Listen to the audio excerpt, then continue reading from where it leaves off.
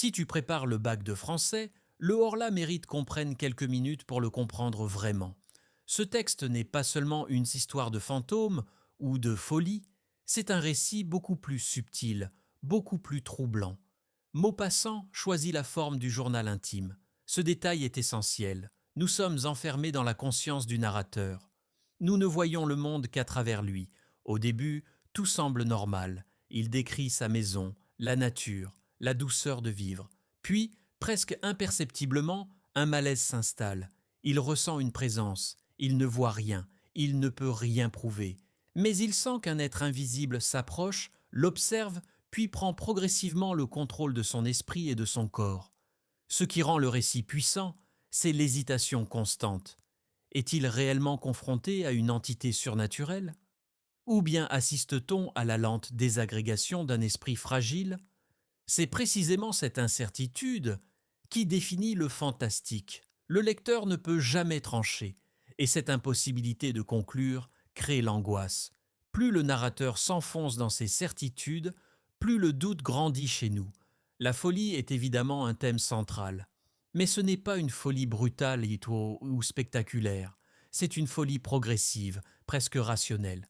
Le narrateur essaie d'expliquer, d'analyser, de comprendre. Il se croit lucide. Et c'est justement cette illusion de lucidité qui rend sa chute plus inquiétante. Le journal intime devient le témoin de cette perte de contrôle. Chaque date marque une étape supplémentaire vers l'obsession. Il faut aussi replacer le texte dans son contexte. À la fin du XIXe siècle, les progrès scientifiques bouleversent les certitudes. Les découvertes sur les microbes, l'hypnose, les maladies mentales alimentent de nouvelles peurs. Le Horla peut être lu comme la métaphore d'une force invisible qui dépasse l'homme, une évolution supérieure, une menace contre laquelle il ne peut rien. Maupassant joue avec cette angoisse moderne. Et si l'humanité n'était plus au sommet? Certains symboles sont particulièrement importants. Le miroir, par exemple. Lorsque le narrateur ne voit plus son reflet, ce n'est pas seulement un effet fantastique. C'est le signe d'une perte d'identité. Il ne se reconnaît plus. Il n'est plus maître de lui-même. L'invisible, quant à lui, représente tout ce que l'on ne peut ni comprendre ni contrôler. C'est une peur primitive, mais aussi très actuelle. Pour le bac, il faut retenir cette idée essentielle. Le Horla repose sur une tension permanente entre explication rationnelle et hypothèse surnaturelle.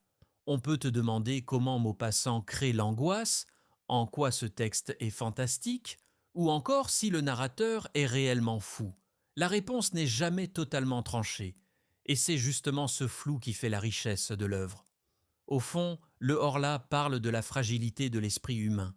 Il montre à quel point la frontière entre réalité et imagination peut être mince. Il interroge notre capacité à percevoir le monde de manière fiable. Et il laisse le lecteur avec une question inquiétante. Si le Horla n'existait pas, alors d'où vient cette peur si profonde? Si cette analyse t'a aidé, abonne-toi pour retrouver d'autres explications claires et efficaces pour le bac de français. Découvre la playlist spéciale bac pour continuer tes révisions.